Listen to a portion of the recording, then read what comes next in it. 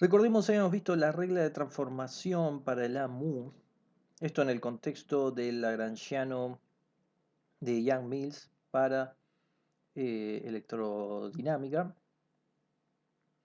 Y ahora vamos a seguir con eso, porque teníamos la regla de transformación y también habíamos hablado de cómo construíamos el lagrangiano para spin un medio, justamente.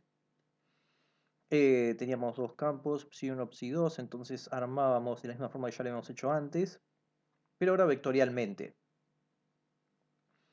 Entonces teníamos un psi que era psi1, psi2, teníamos el adjunto y teníamos ya matrices, ¿no? Por ejemplo, teníamos la matriz de la masa, después aparecían los gamma mu, esto ya lo habíamos visto. Y lo que intentamos hacer es obtener, por un lado, la transformación global, haciendo una transformación de este estilo, y después una transformación de fase local. Eso fue lo que nos llevó a el desarrollo posterior. Y sabíamos que pedir estas cuestiones hacía que aparezca este campo AMU, que habíamos visto cómo transformaba. Entonces, nosotros tenemos, vamos a escribir el lagrangiano, que va a ser I h barra c, psi adjunto, gamma mu, esta derivada covariante que habíamos definido, psi menos mc cuadrado, psi adjunto psi, ¿no? Volvamos entonces al principio,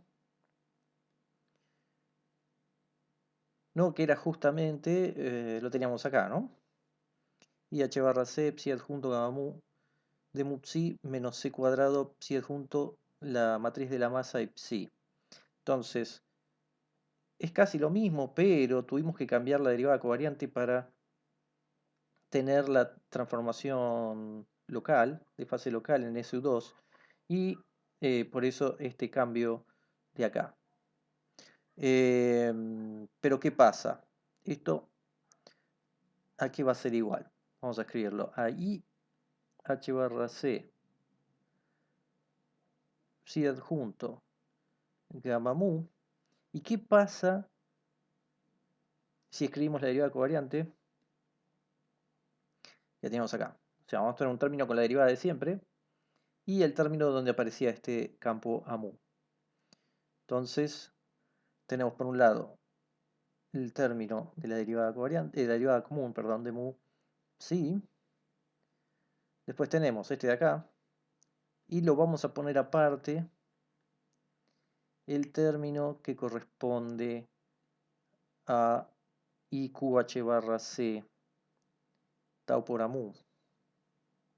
Eso es menos Q psi adjunto gamma mu tau psi por, lo pongo acá abajo, AMU.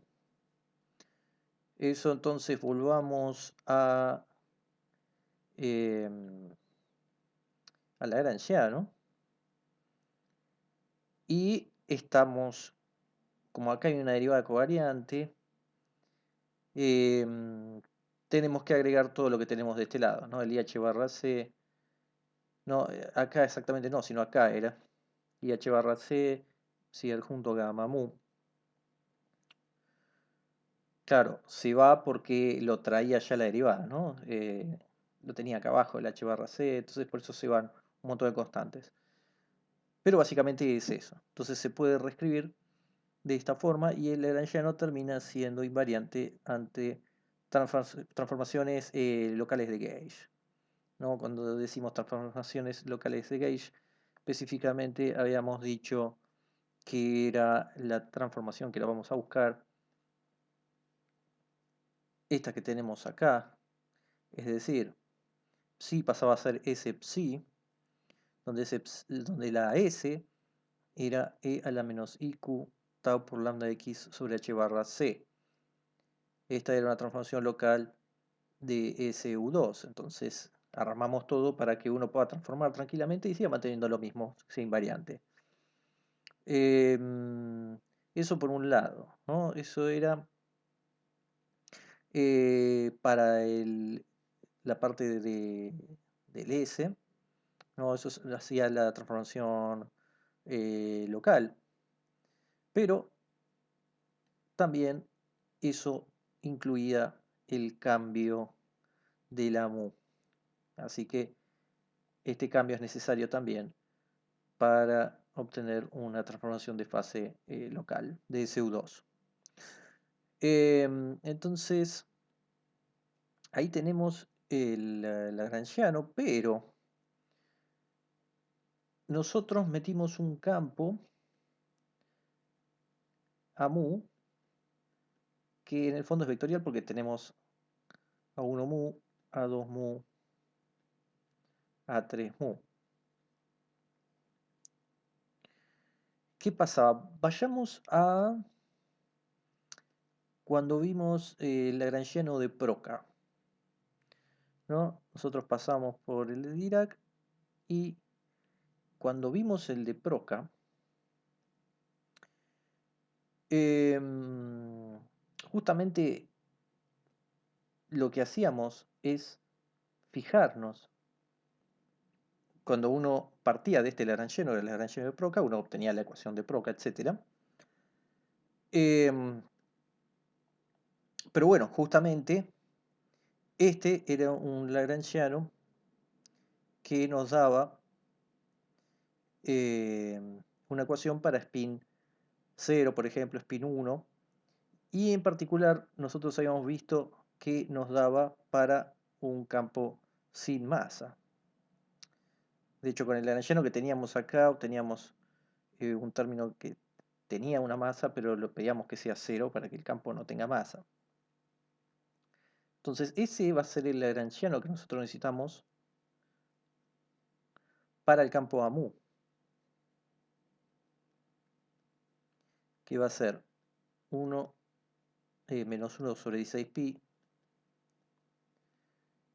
F1 mu nu F mu nu.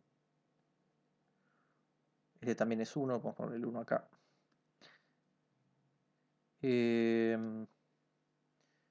Bueno, menos 1, 16pi, vamos a tener las componentes, ¿no? F2 mu nu, F2 mu nu. Digamos, esto es escribiendo todos los términos, pero en realidad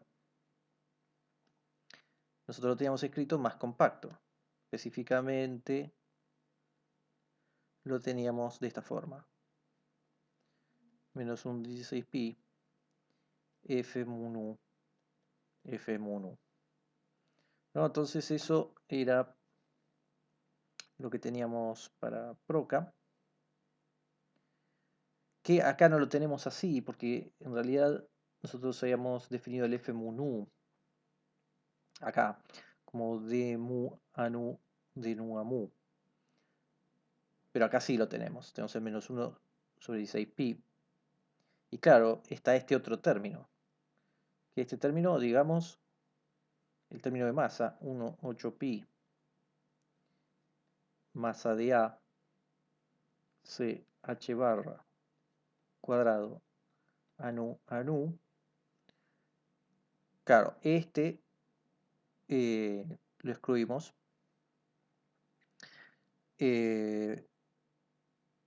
Justamente este es un campo que no va a tener masa y lo excluimos para la invariancia local.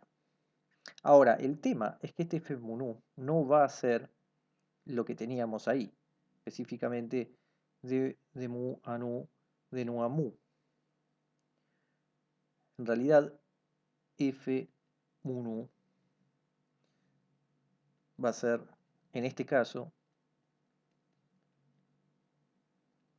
va a tener esta parte, pero después va a tener otra parte de 2Q H barra C a mu a nu. La justificación de esto ahora no la vamos a ver, más allá de que uno podría tomarla como algo arbitrario. pero siempre estamos intentando que el lagrangiano quede con invariancia local. Y esto va a transformar de la siguiente forma: f mun u a f mun u más 2q h barra c lambda vectorial f mun u. Esto tampoco ahora lo vamos a ver, pero lo importante es decir que esto hace que LA sea invariante. Entonces, esto completa el lagrangiano de Yang-Mills por lo siguiente. Nosotros tenemos que el lagrangiano va a ser lo que ya teníamos, IH barra C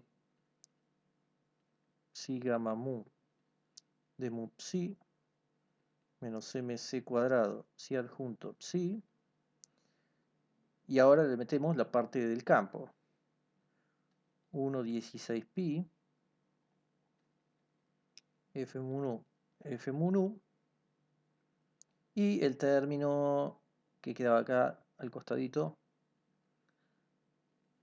q psi adjunto gamma mu tau psi por a mu. Bueno, entonces insistimos, f mun u definido de esta forma, con esta transformación, es invariante frente a transformaciones locales de SU2, que era todo lo que queríamos. Así que lo que tenemos es dos campos de Dirac de misma masa en interacción con tres campos vectoriales de Gauge, que los tenemos acá. Y todo esto surge en el fondo de insistir que la invariancia global de SU2 que tenemos del lagrangiano libre se mantenga localmente. O sea, ¿quién era el lagrangiano original que nosotros habíamos visto? Bueno, volvamos a donde estábamos antes y nos referíamos exactamente cuando empezábamos. Teníamos este de acá, ¿no? Que simplemente tomamos el lagrangiano de Dirac original para dos partículas. Entonces, esto que estaba acá, si le pedíamos a esto invariancia local de Gauge, entonces terminamos con esto. No, esa es como la historia larga contada de forma corta. Así que algunas cuestiones que podemos decir aparte. Acá lo vamos comentando, algunas cosas que surgen de esto. Es que uno va a tener también una corriente, esto también había surgido, que va a ser CQ, psi adjunto, gamma mu, tau psi, tiene que ver con el término que está acá. ¿No? Uno tiene entonces tres corrientes y que tienen que ver con las fuentes de los campos de Gauge, ¿no?